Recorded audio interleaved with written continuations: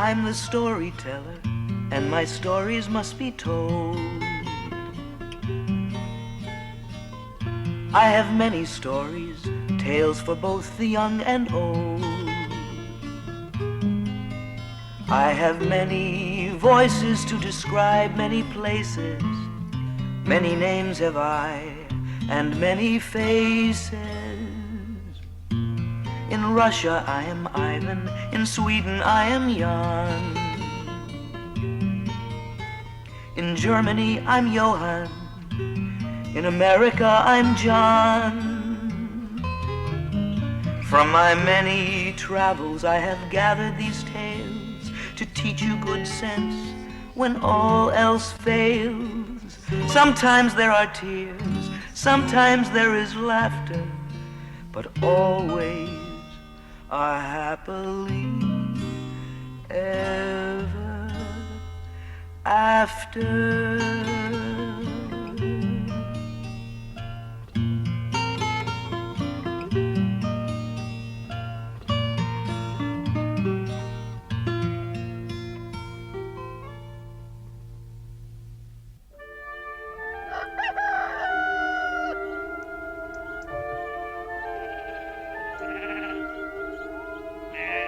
Long ago and far away among green pastures and woodlands, there once stood an old stone cottage.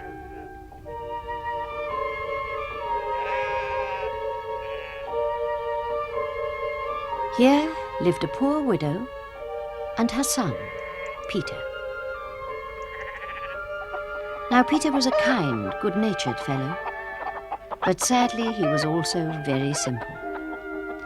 For however hard he tried to do things right, they always went wrong. This made Peter very unhappy.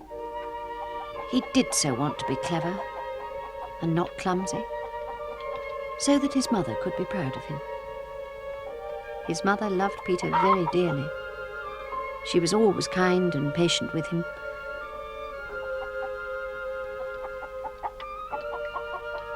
Whatever he did. Even when he put his shoes on the wrong feet.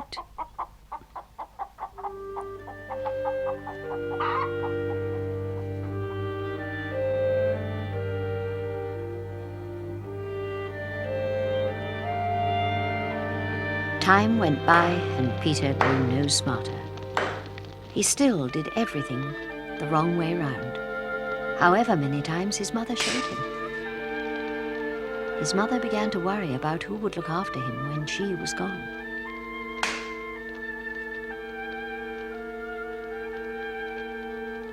For she knew she was sick and getting very old now. So one spring morning, the widow decided to take Peter to see the old woman who lived in the wood far beyond the river.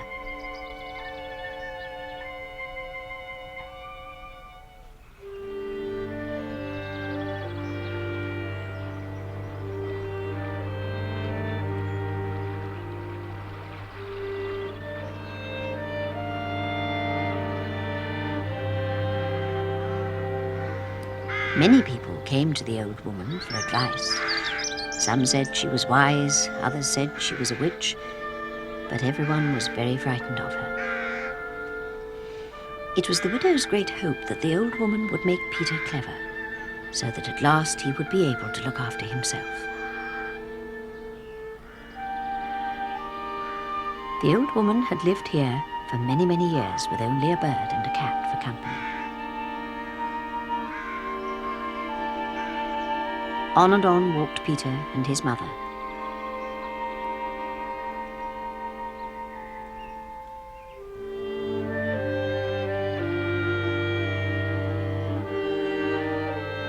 Until they came, at last, to the old woman's cottage.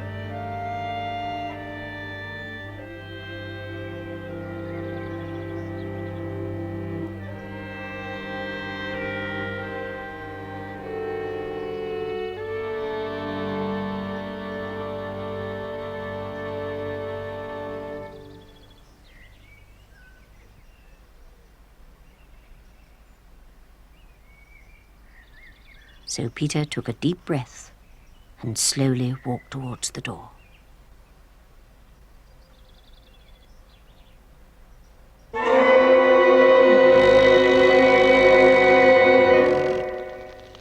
Inside the cottage, it was dark and gloomy. Then through the gloom, he saw the old woman. She was sitting by the fire. She did not turn round. Peter politely took off his hat. He was too shy to speak. "Who's there?" "Me," gulped Peter.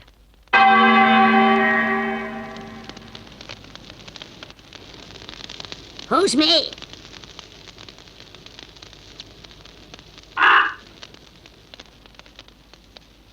"Please, will you make me clever?"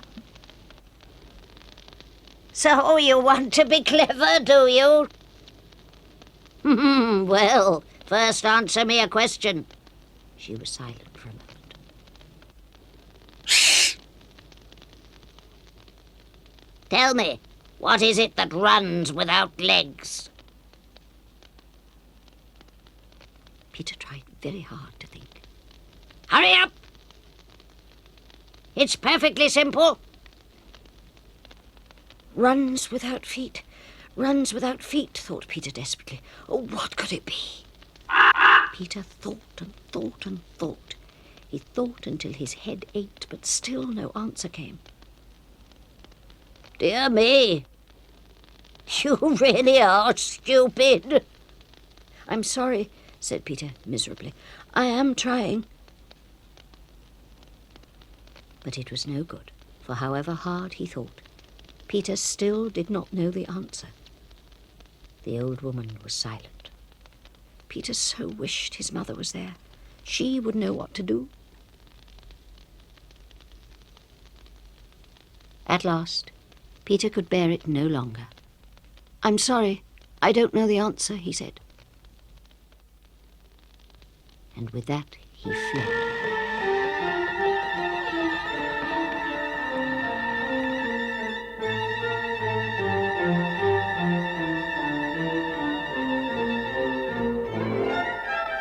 He ran and ran. He had never been so frightened in his life.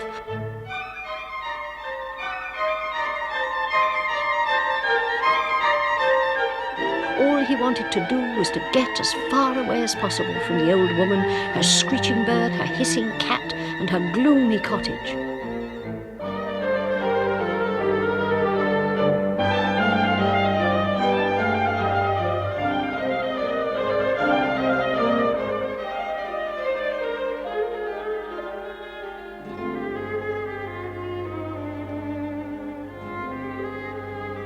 Now he felt much safer, for he was close to home. And there it was, home at last. Then Peter stopped. Something was the matter. He could see some of his neighbours gathered around the front door, crying. Peter ran as fast as he could. Something must have happened to his mother. His mother had indeed been taken ill and was close to dying.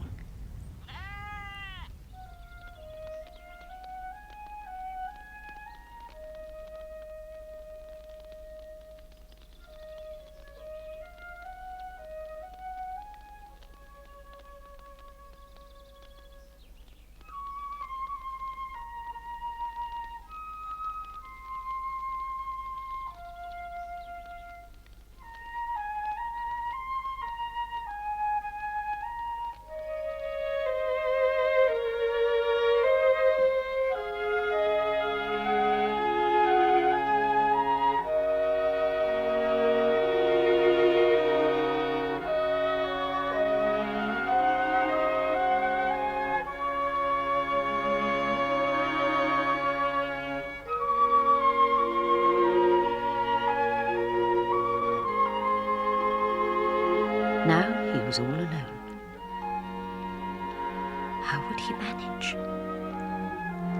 For the old woman hadn't made him clever at all. Then he knew he must return to the old woman's cottage and make his mother's wish come true.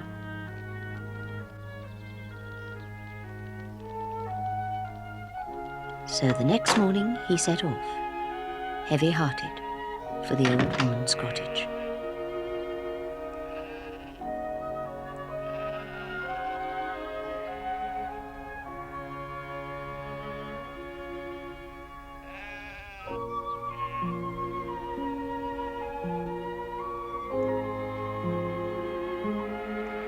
The closer Peter got, the more fearful he became, for he still had no answer to the old woman's question.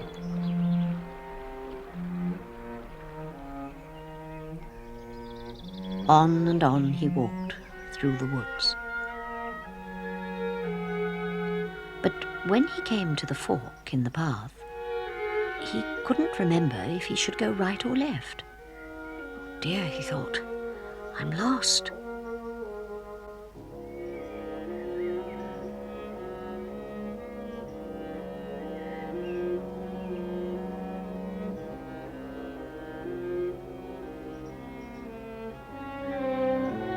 Finally, after many wrong turns, Peter came to the cottage.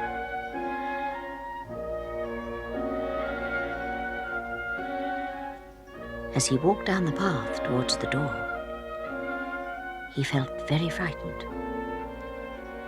But he knew there was no turning back.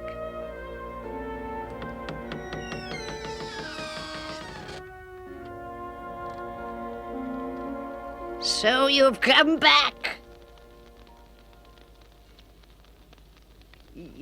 Yes, said Peter, fearfully.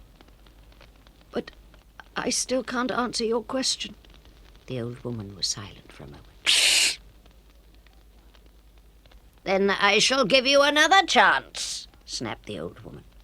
Tell me, what is yellow and shines and is not gold? Quick now!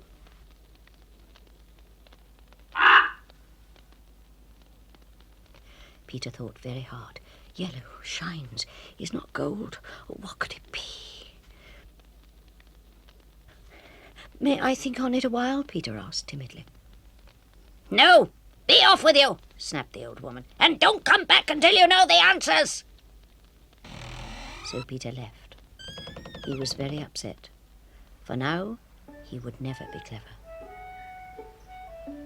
Peter did not run home this time. Instead, he walked forlornly along the path, for now there was no one for him to go home to.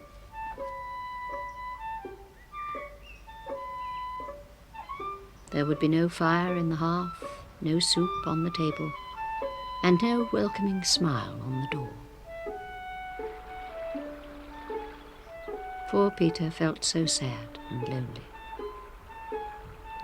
He did not wish to return to the cold, empty cottage, so instead he stopped on the bridge.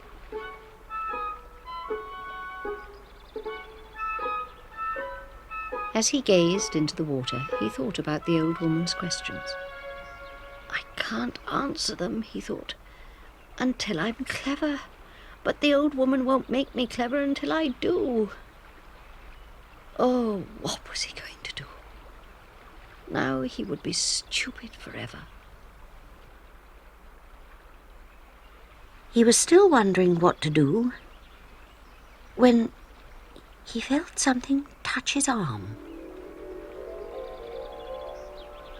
He turned, and there was the prettiest girl he had ever seen, and she was smiling at him. Peter just stared at her. Was he dreaming? The girl smiled and gently took his hand. But Peter wasn't dreaming. The young girl's name was Jenny, and she lived in a village not 5 miles off.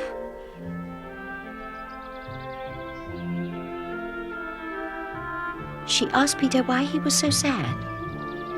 So Peter told her about his mother and how stupid he was.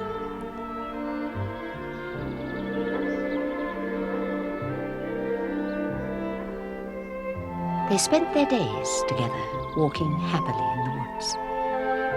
Peter told Jenny about his life. He told her about his dear mother, how she had sent him to the old woman to make him clever.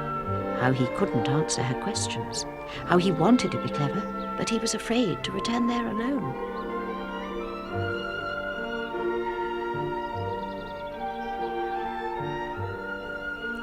Jenny smiled and told him that she liked him just the way he was. But if he did still want to be clever, then she would happily go with him to the old woman's cottage. This made Peter very happy.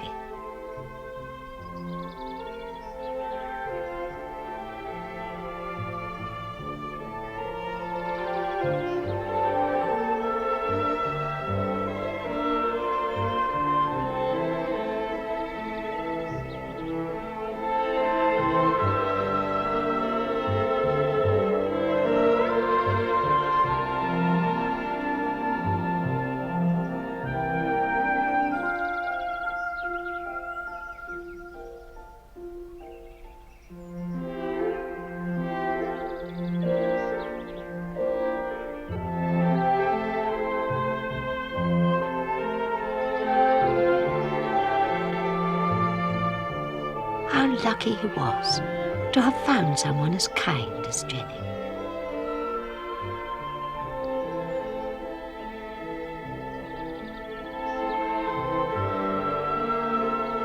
"Oh, I'm so glad we met," smiled Peter, feeling much happier now. Then Jenny said, "Listen, I've just had a wonderful idea." "What?" asked Peter. "Will you marry me?" "Yes! Oh, yes!" he cried from the river, and Jenny had to laugh. The wedding day came.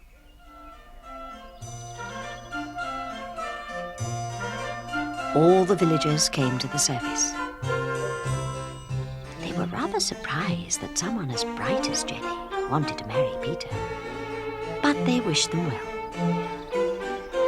Peter was very nervous, but Jenny knew exactly what to do.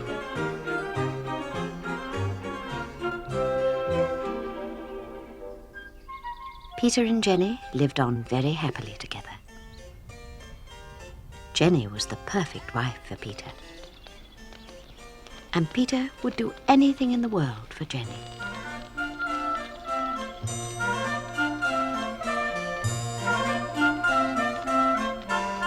But Peter could not forget about the old woman, for he still wanted to be clever, so that Jenny might be proud of him. And though he said nothing to Jenny, she knew exactly what he was thinking.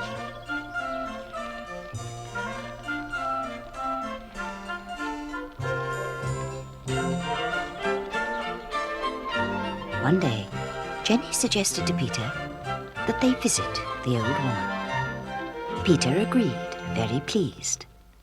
And as they walked through the wood towards the old woman's cottage, Peter felt quite brave and strong, with Jenny there beside him. Jenny laughed and talked as they walked along, and Peter had no time to feel fearful.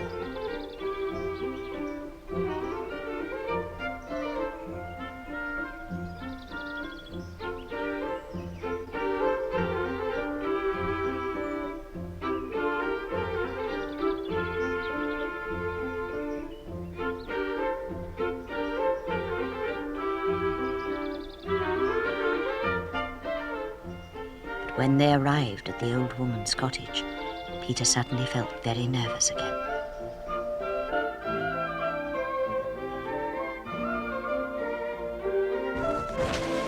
He even fell over his own feet.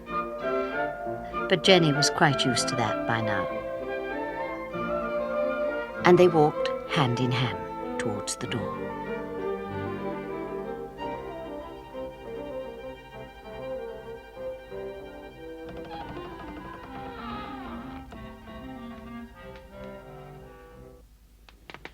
Inside, the old woman was reading. She did not look up as Peter and Jenny crept in.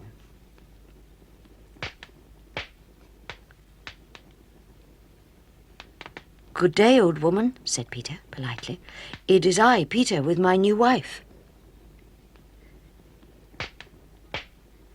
So you still want to be clever, do you?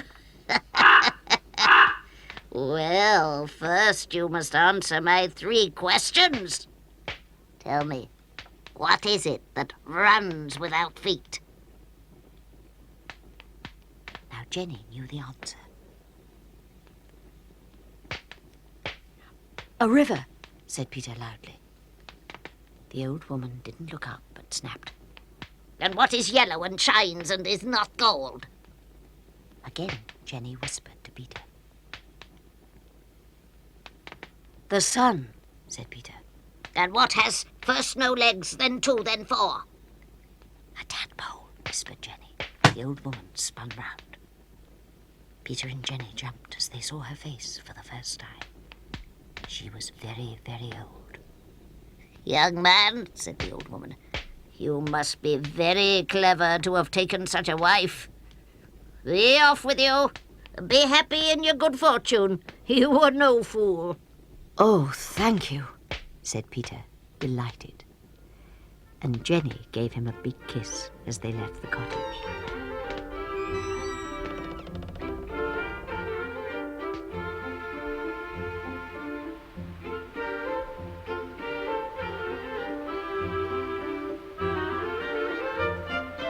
It's true, thought Peter as they walked home. I must have been very clever all the time. For if I had been a fool, I never would have married Jenny.